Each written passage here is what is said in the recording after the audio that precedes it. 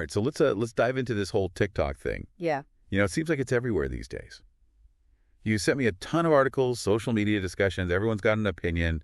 Should it be banned in the U.S.? Should it not? I mean, It's a hot topic for sure. it is. Yeah. We've got court rulings. We've got expert opinions. Even some TikTokers themselves are weighing in on this whole thing. Yeah. And what's really fascinating to me is how it goes way beyond just like an app. Yeah. This is about free speech. Right. We're talking about national security. We're talking about the power of these big tech companies all on a global stage. It's kind of crazy. It's a big deal. And and it's not just some theoretical debate. Exactly. This impacts, millions of users and creators. Real people. So let's try and unpack this a little bit, starting with this legal battle that's been going on. So a federal appeals court just upheld this law that basically says TikTok has to be sold by its Chinese owner, ByteDance, by January 19, 2025, or face a nationwide ban. Yeah, and this isn't even the first time we've seen this, right? I mean, remember back in 2020? Yeah. Former President Trump tried something similar. Yeah, it's like we're getting some serious deja vu here. Total deja vu. But TikTok's fighting back, right? Oh, yeah, they are. They're saying this law violates the First Amendment rights of its 170 million American users. Which is a lot of people. Yeah, they're saying the government can't just, shut down a platform where people are expressing themselves, connecting with each other. Yeah, they're not backing down. No, they're going all the way to the Supreme Court with this. Yeah, and this is where it gets even more interesting because while the Biden administration seems to support this ban, President-elect Trump has actually said he wants to save TikTok. Wow. It's really a head-scratcher considering his previous stance on this. Right. Some people are even speculating that TikTok might have helped him get elected, and that's why he's changed his tune. Yeah, I saw that too. But how could he actually overturn this ban if that's what he wants to do? Well, he's got a few options. One, he could try and broker a deal for an American company to buy TikTok. Okay. Essentially taking it out of Chinese ownership. Or, he could delay the enforcement of the law. Okay. Give TikTok a little more time to figure things out. So there's a lot of political maneuvering going on behind the scenes here. Always. But let's get back to, what could actually happen here? What are the consequences of this ban if it goes through? Like, what happens if TikTok actually disappears from the U.S.? I mean, imagine no more updates. The app slowly becomes unusable. Millions of users and creators here in the U.S., they're suddenly cut off. It'd be like a digital ghost town. Right, like a huge disruption to the whole social media landscape as we know it. But wouldn't people just find workarounds, like using VPNs to access it from other countries? Some might try that, but VPNs aren't really a perfect solution. I mean, they can be slow, unreliable sometimes, and even raise their own security concerns. Sure. And honestly, it's not even clear if TikTok would even allow access from the U.S. if a ban is actually in place. Right. And think about this. What happens to all those creator funds? Right, yeah. Will U.S. users still get paid if the platform is banned? We're talking about a lot of livelihoods here. So let's say, hypothetically, TikTok vanishes. Okay. Where do all those users go? They all just flock to Instagram Reels or YouTube Shorts. Yeah, probably those platforms would see a big surge in users, for sure. But it's also possible we see something totally new emerge. Oh, interesting. Like, remember Vine? Maybe this is a chance for a fresh U.S.-based app to come in and become the next big thing. Yeah, that would certainly shake things up. Definitely. One expert on LinkedIn made a point that I hadn't even considered. They suggested that banning TikTok could actually benefit Meta. Oh, wow.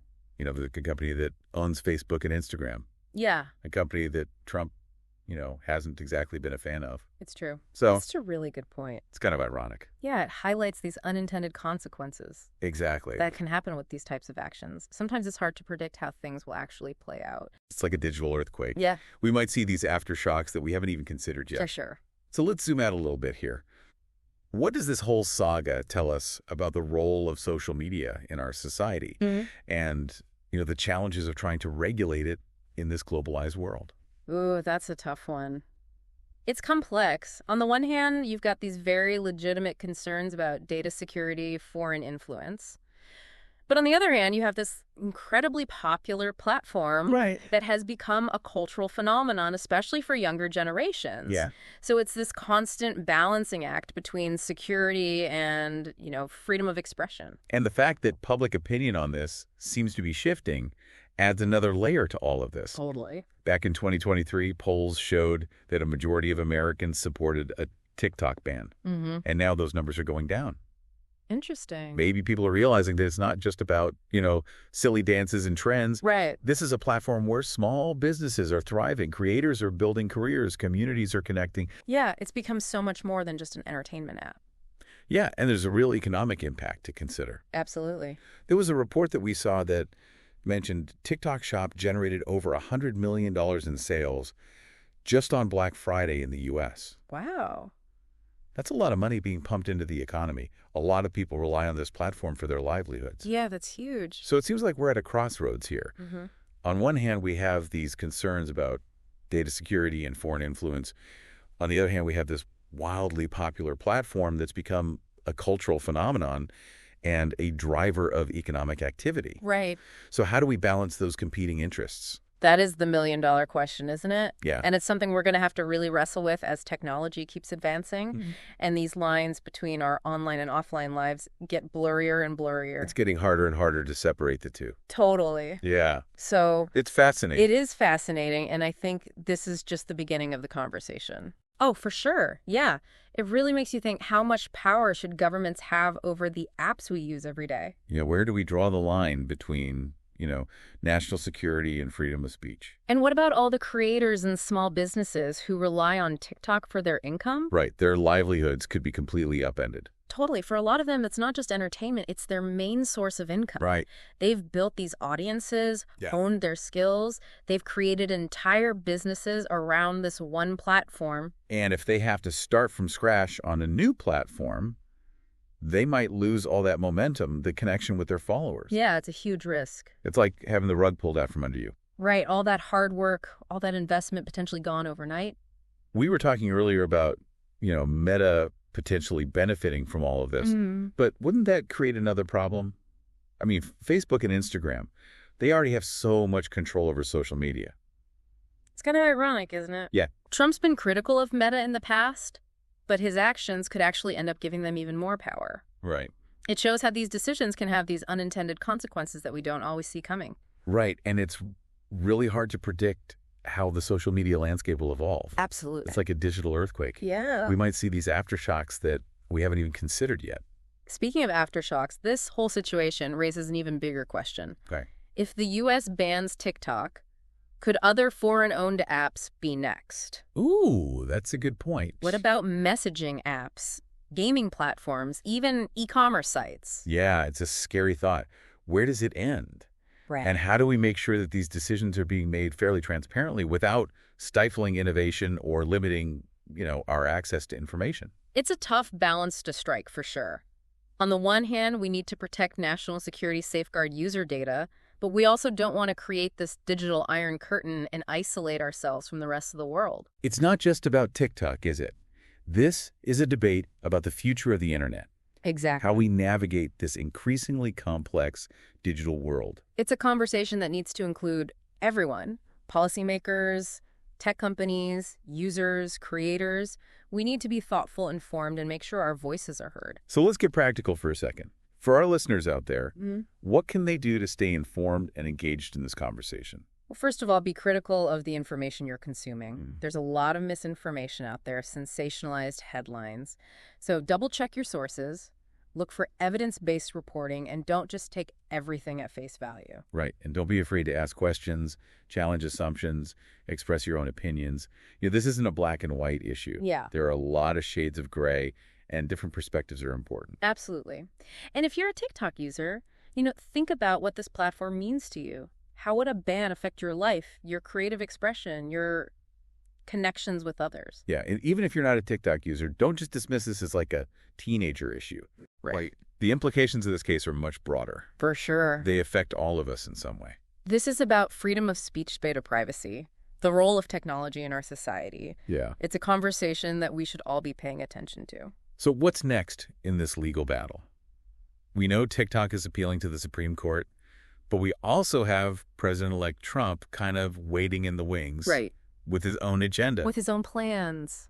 It feels like anything could happen at this point. It's true. We're in uncharted territory here.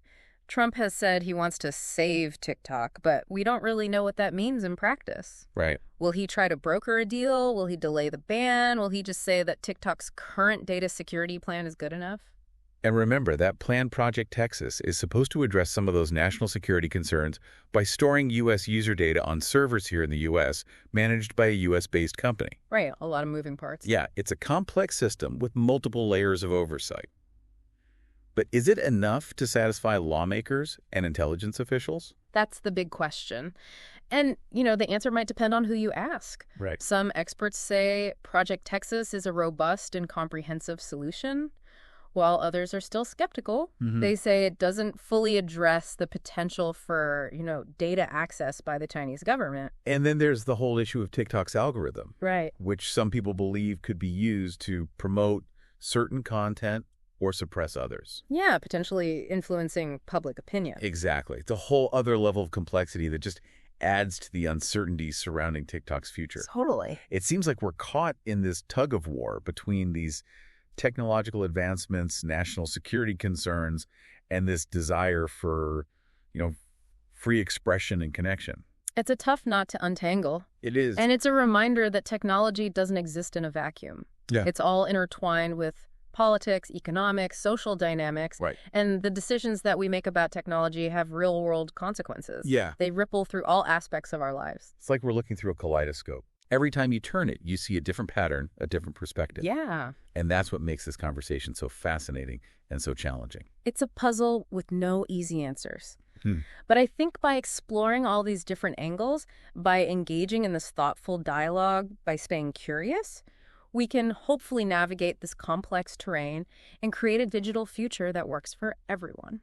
Yeah, a lot to think about there. Yeah. It really feels like even if TikTok survives this whole legal battle, it's a turning point. It's forcing us to confront some big questions about the internet, about who controls it, who benefits from it, and what role should governments even play in all of this? Absolutely. This case could totally set a precedent for how other foreign-owned apps are treated going forward. Right. It raises the bar for transparency and accountability, and it just highlights how important it is to have, strong data privacy regulations in place. Yeah, and it makes you wonder, is this just the tip of the iceberg? I mean, technology is changing so fast. Wow. How do we even begin to create a regulatory framework that can keep up with all of that? It's like trying to hit a moving target, right? But I think this is a wake-up call. It's time to really sit down and have a serious conversation about how we balance national security with individual freedoms in this, digital age.